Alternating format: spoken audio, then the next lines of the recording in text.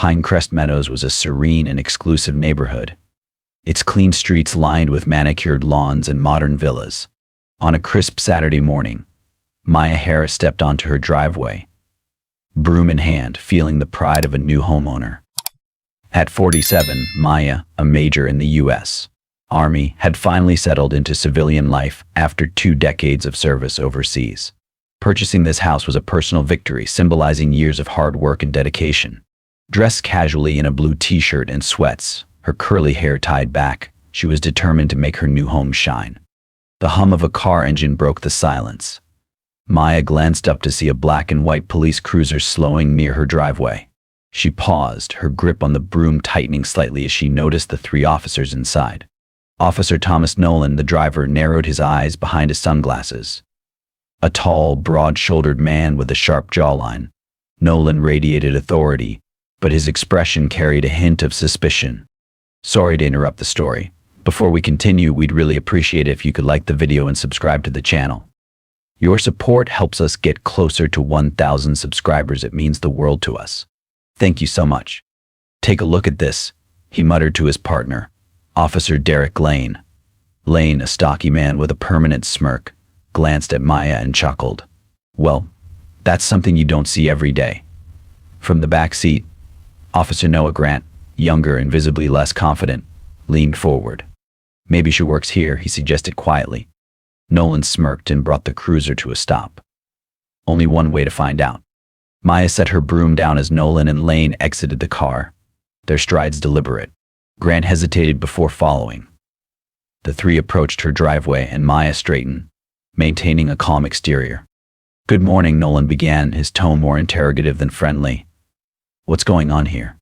Maya raised an eyebrow, surprised by the question. I'm cleaning my driveway, she replied evenly. Your driveway? Lane repeated, disbelief clear in his tone. He turned to Nolan. She says it's her house.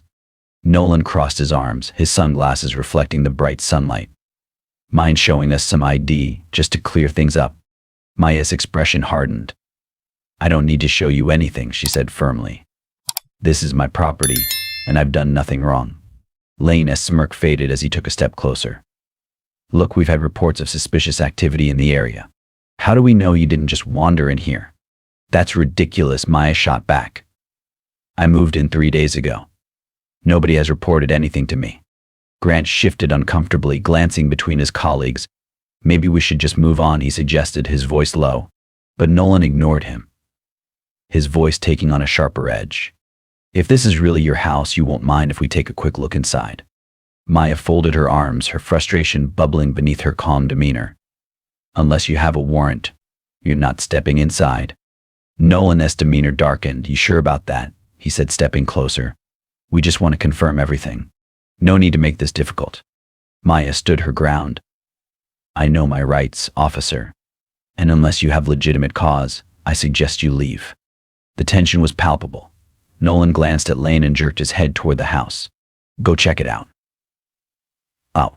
Lane hesitated but nodded, motioning for Grant to follow. Maya's heart pounded as they headed for her front door. She forced herself to remain composed, her eyes fixed on Nolan.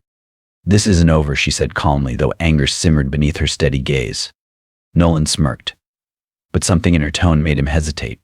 As his colleagues disappeared into the house, Maya's mind raced. She knew this wasn't just about her, it was about standing up to abuse of power, and she wasn't about to back down. Inside the house, Officers Derek Lane and Noah Grant moved cautiously, their boots echoing on the polished hardwood floors.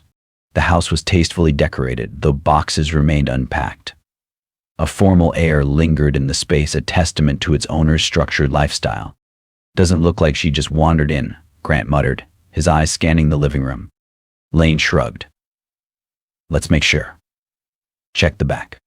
Meanwhile, outside, Maya stood firm in the face of Officer Thomas Nolan. The senior officer's intimidating posture didn't rattle her. Years of leading soldiers under fire had taught her to face aggression without flinching. You think I don't belong here?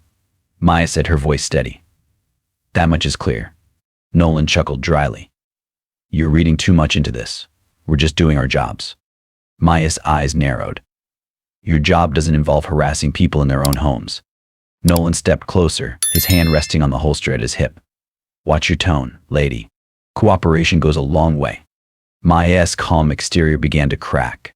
And so does respect, she snapped. You don't have the right to treat me this way. Before Nolan could respond, the radio clip to his shoulder crackled. Nolan, we've got something here, Lane's voice came through. Nolan grabbed his radio. What is it? Inside, Lane stood frozen in front of a large wall adorned with military plaques, framed certificates, and photographs.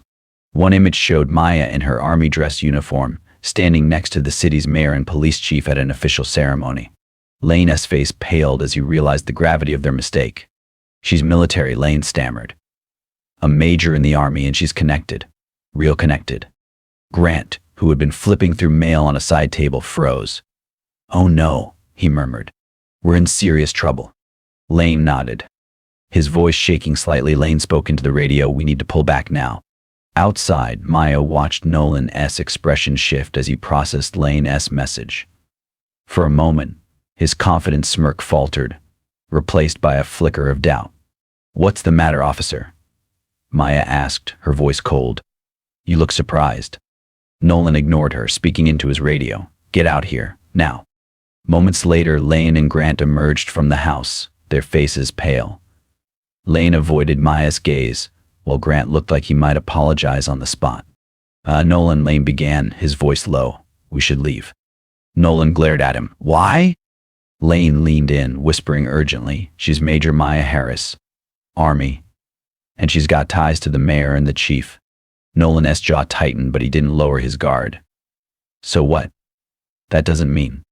It means, Maya interrupted, her tone icy. You've made a terrible mistake.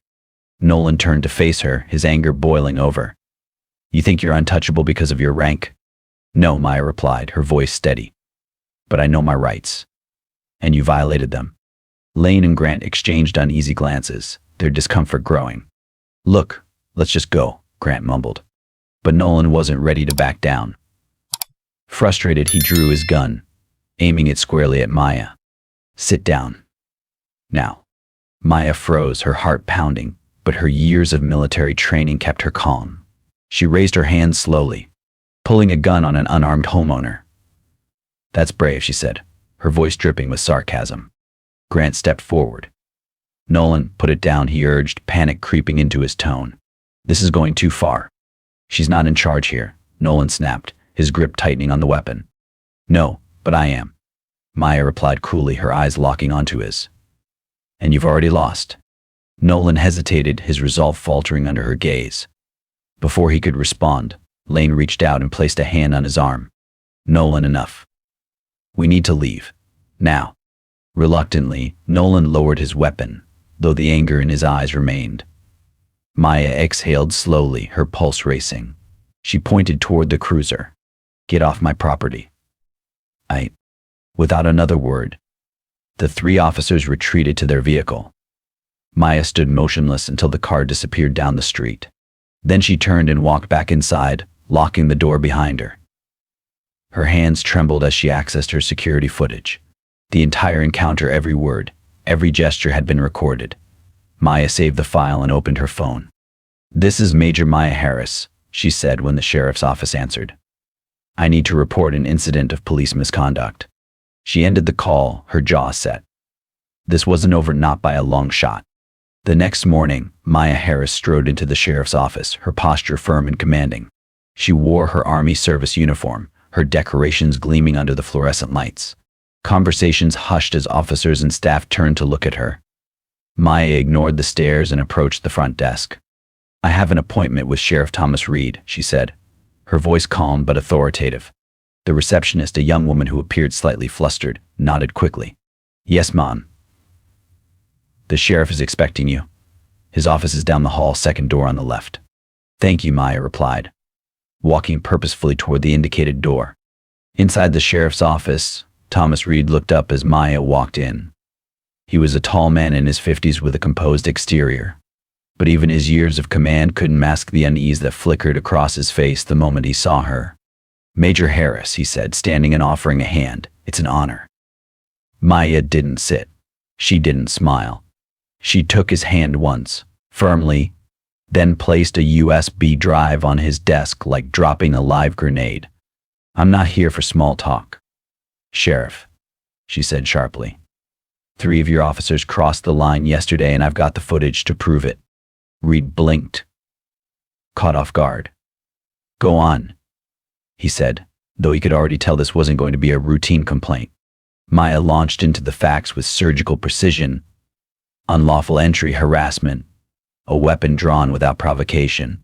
Her tone never wavered, but her eyes burned with controlled fury. This drive contains everything, she said. From the moment they stepped onto my property to the moment they fled. Reed plugged in the USB. As the footage played, the room grew colder. He watched it all, Nolan's arrogant tone, the blatant abuse of power, and the moment the gun was raised like a threat against a woman standing in her own home. When the video ended, Reed leaned back slowly, his jaw tight. This is unacceptable, he muttered. I can't believe this happened on my watch. It did happen, Maya snapped.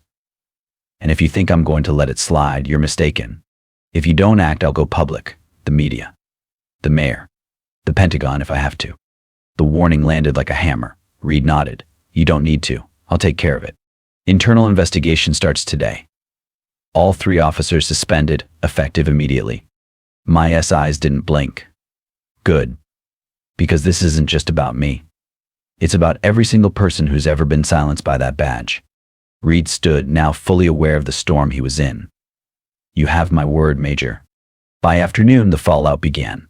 Officers Nolan, Lane, and Grant were summoned to HR. Lane avoided eye contact. Grant looked like he hadn't slept. Nolan? He exploded.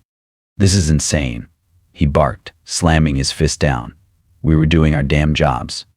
The HR manager didn't flinch. The cameras tell a different story, Officer Nolan. You're suspended. You may want to call a lawyer. Nolan stormed out, muttering curses. Lane and Grant followed, hollow-eyed and quiet.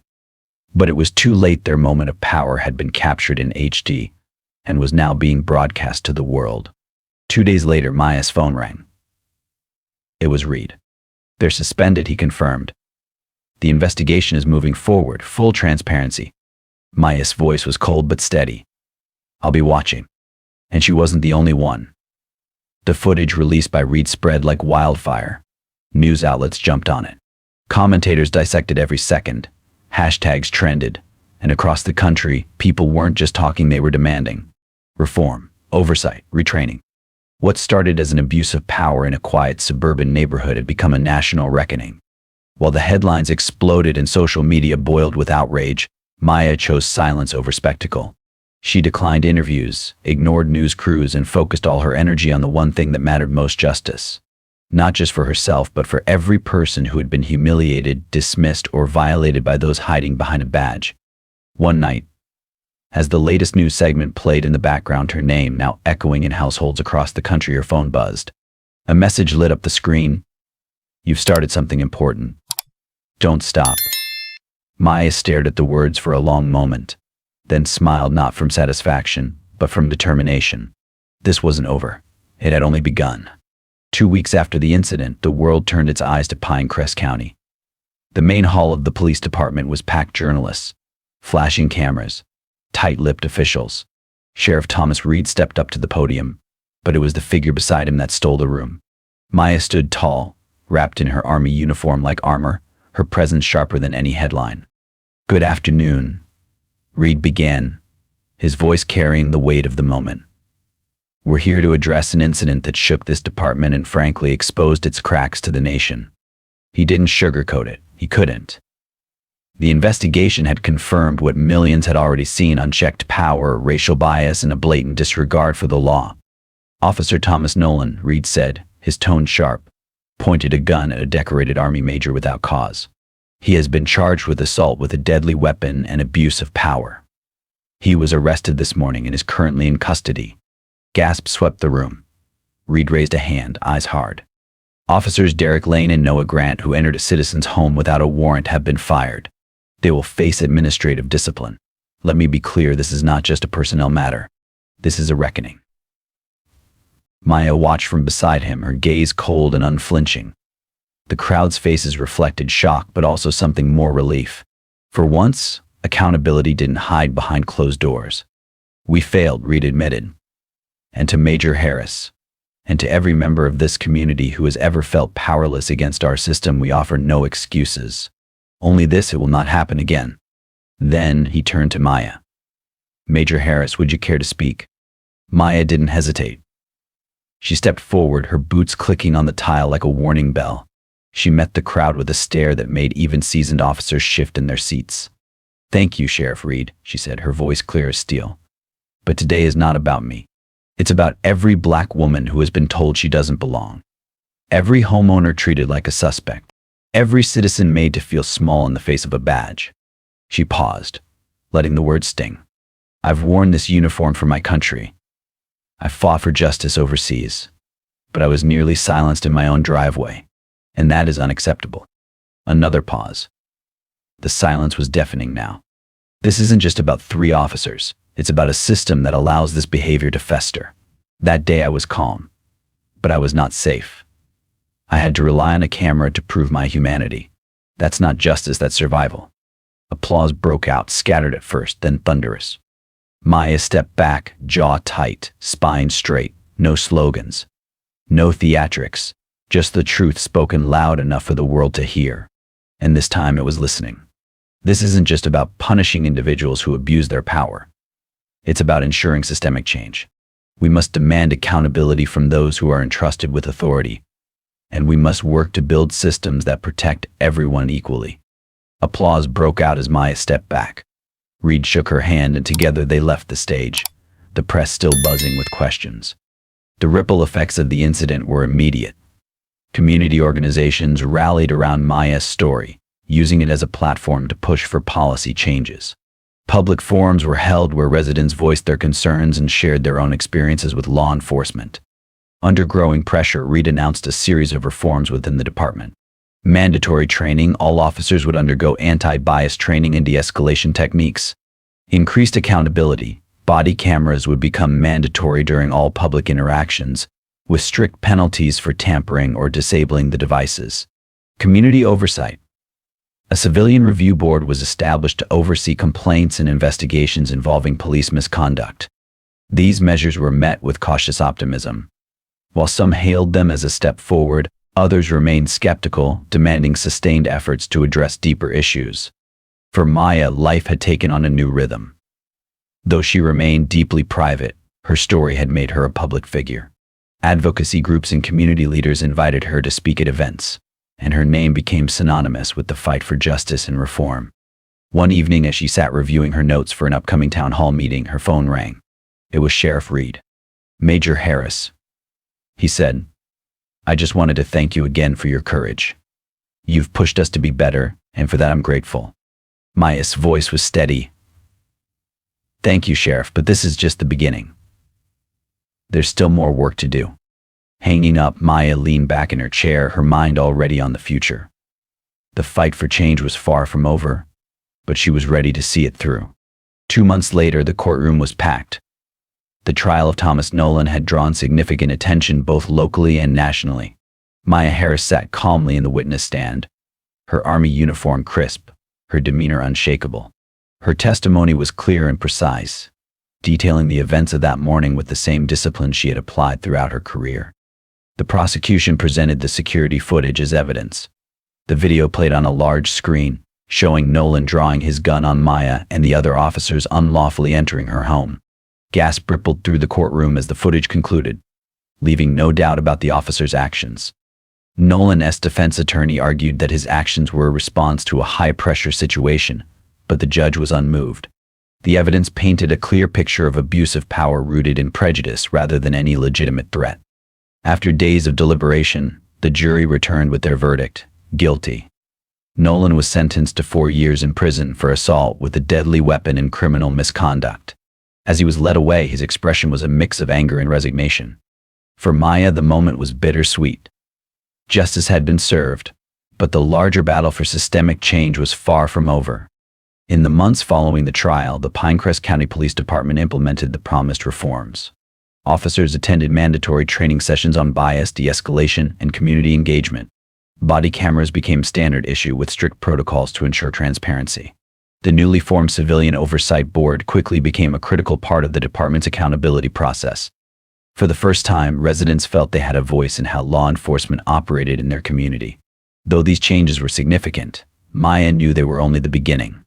One evening, Maya was invited to a nationally televised talk show to share her experience. Sitting across from her was veteran journalist Diane Brooks, whose tone was as thoughtful as her gaze. Major Harris, Diane began, leaning forward slightly. When you reflect on everything that's unfolded from that morning on your driveway to the reforms that followed, do you believe justice was truly served? Maya paused, her hands folded in her lap. Her voice was calm but resolute. Justice isn't just about punishing the guilty, she said. It's about building a system where injustices like that don't happen so easily. We've moved forward, yes, but the road ahead is long and full of work. Diane nodded, her tone reflective. Do you feel your case created lasting impact? Maya met her eyes. It brought awareness, she answered. And awareness is only the beginning. Lasting change demands more. It takes action, responsibility, and relentless effort. Change doesn't come overnight.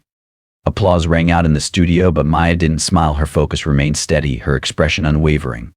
Back in Pinecrest Meadows, life slowly regained its rhythm.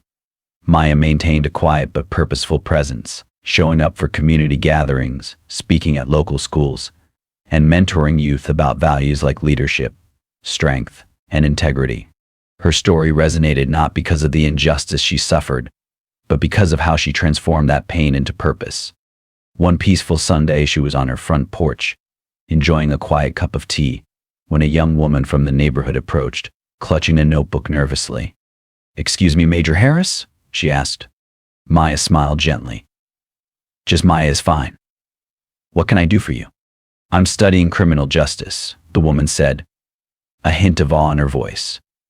"Your story had inspired me to take this path. I want to be part of the solution."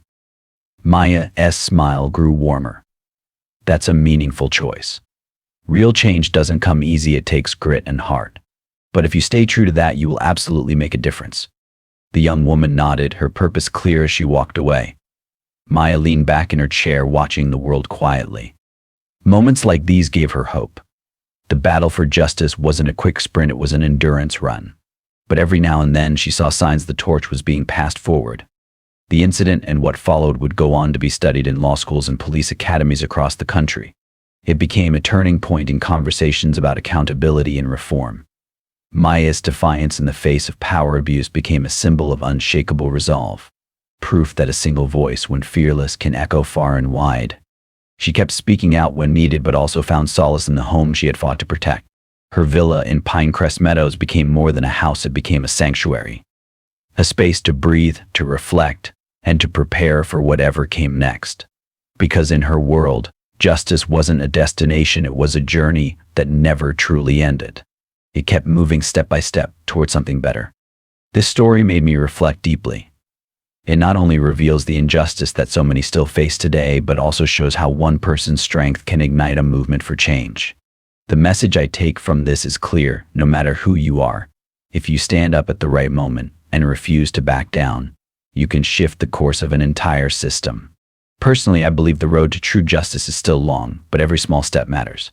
What about you? What message do you take from this story? And how long do you think it will take before racism and abuse of power in law enforcement are truly gone? Drop your thoughts in the comments, we'd love to hear from you. Change starts with conversations like this. Note: this story is entirely fictional and created for the purpose of raising awareness. It highlights issues of responsibility, justice, and the importance of treating everyone with respect and dignity. We firmly oppose violence, prejudice, and injustice in all forms. Viewer discretion is advised.